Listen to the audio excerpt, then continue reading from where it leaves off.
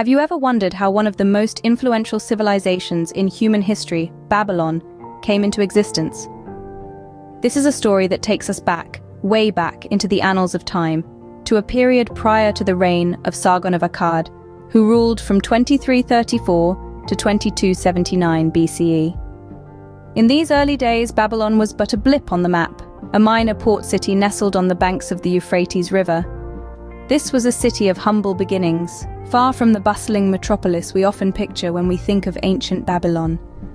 It was a place where trade boats docked, where merchants haggled over the price of grain, and where the rhythm of daily life was dictated by the ebb and flow of the river.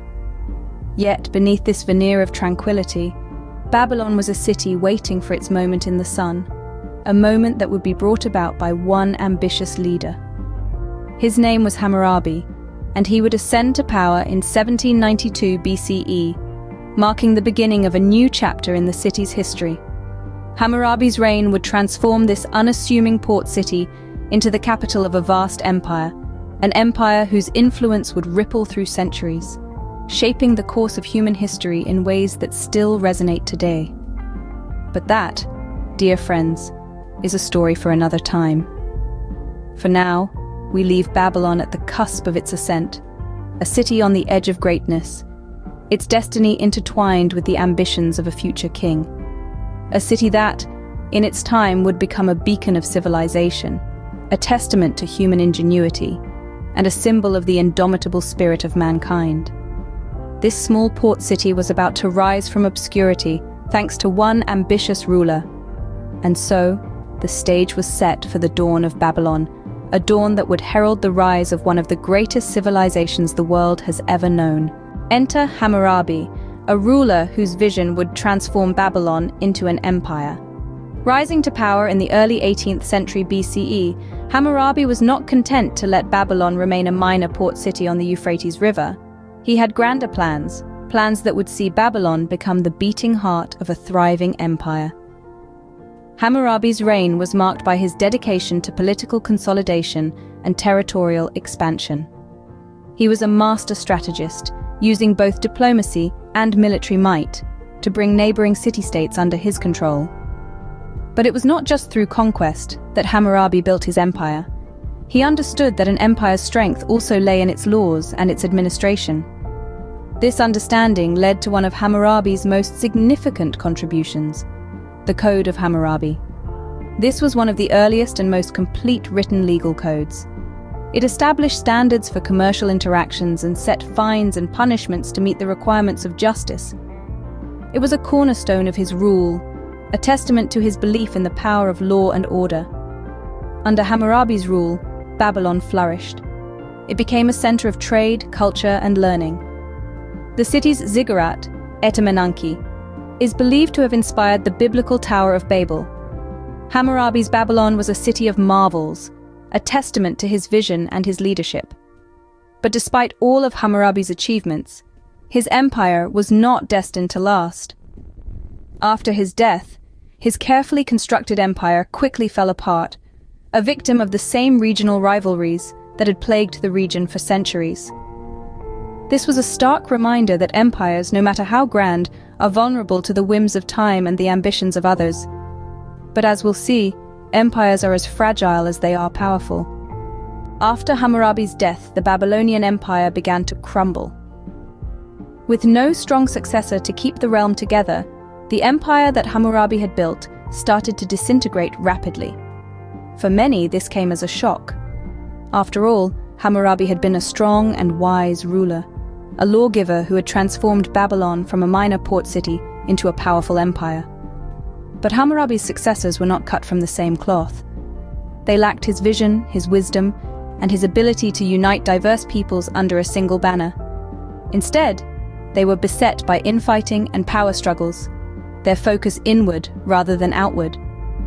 As a result, the empire's outer territories began to break away, leaving the core weaker and more vulnerable.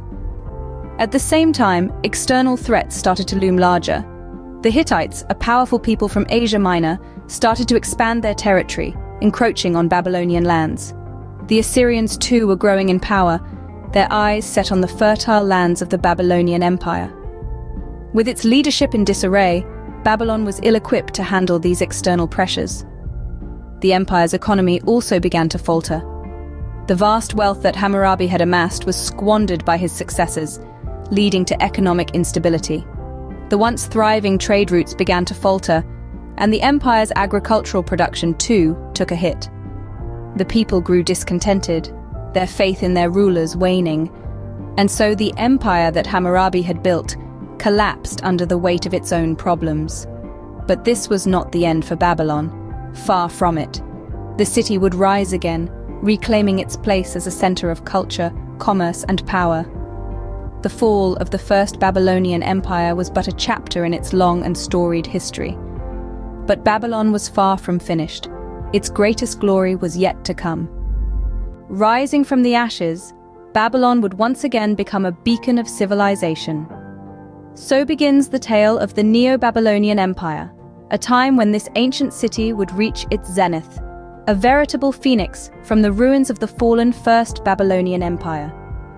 The rise of the Neo-Babylonian Empire, also known as the Chaldean Empire, was a time of cultural and architectural resurgence. At the forefront of this resurgence was the reign of Nebuchadnezzar II, a ruler whose name still echoes through the annals of history. A man of vision and ambition, Nebuchadnezzar II would transform Babylon into an architectural marvel, a city that would leave an indelible impression on the world. One of Nebuchadnezzar's most celebrated achievements was the construction of the Hanging Gardens of Babylon. A marvel of engineering and horticulture, the Hanging Gardens displayed a lush, verdant paradise suspended in mid-air over the city, a testament to the ingenuity and creativity of the Babylonian people. It was a feat so extraordinary, it was considered one of the 7 wonders of the ancient world. But the Neo-Babylonian Empire was more than just architectural grandeur. It was a cultural beacon, a city where scholars, artists, and philosophers gathered, where ideas were exchanged, and where knowledge flourished. Babylon became a hub of intellectual and cultural activity, its influence rippling out across the ancient world, shaping and influencing civilizations far beyond its borders. Yet Nebuchadnezzar's reign was not without its challenges. His ambitious building projects and military campaigns stretched the empire's resources thin. Despite these challenges, he managed to maintain a period of prosperity and stability, a golden age that would forever etch the name of Babylon in the annals of history. The Neo-Babylonian Empire, under Nebuchadnezzar II, was a time of cultural and architectural resurgence. It was a time when Babylon shone brightly, a beacon in the ancient world, a testament to human ingenuity, resilience, and the enduring allure of civilization. But all good things must come to an end. And so the story of the Neo-Babylonian Empire draws to a close, a chapter in the tale of Babylon that still fascinates and captivates us today. The mighty Babylon was not invincible, and its downfall was as dramatic as its rise. The curtains of history now draw us to the final act of this grand play, the end of Babylon. Babylon's doom was sealed by a combination of internal strife and external pressures. The city, once a symbol of power and prosperity, began to crumble from within. The Babylonians, who were once united under the rule of powerful kings, were now divided. Political instability and social unrest began to gnaw at the very foundations of the empire. The glory of Babylon was fading, and its enemies were watching. Enter Cyrus the Great, the ambitious king of Persia. Cyrus, a skilled strategist and leader, saw the opportunity in Babylon's weakness. He set his sights on the city, and in the year 539 before the Common Era, the Persian army descended upon Babylon. The Babylonians, weakened by internal conflicts, were ill-prepared for this assault. The city that had once stood invincible now lay vulnerable before an advancing enemy. The walls of Babylon, which had held strong for centuries, finally fell to the Persians. Cyrus the Great, living up to his name, showed a great deal of wisdom in his victory. He treated the conquered people with respect, even allowing them to continue practicing their religion. This strategic move ensured a smooth transition of power and secured his rule over the newly conquered territories. However, despite Cyrus's efforts, Babylon could not regain its former glory. the city gradually lost its significance as the political and cultural hub of the region. The once vibrant city of Babylon, the jewel of ancient civilizations, started to fade into oblivion. The fall of Babylon marked the end of an era. It was a poignant reminder of the cyclical nature of history, where empires rise and fall, where power shifts and civilizations evolve. The grandeur of Babylon was no more, but its legacy would live on in the annals of history, reminding us of a time when it was the center of the world. And so, Babylon, once a beacon of civilization, was reduced to ruins. Babylon may have fallen, but its influence lives on.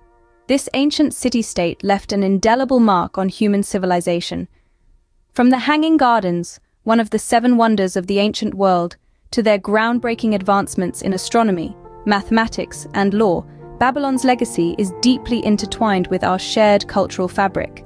It's in our star charts, our legal systems, even our timekeeping.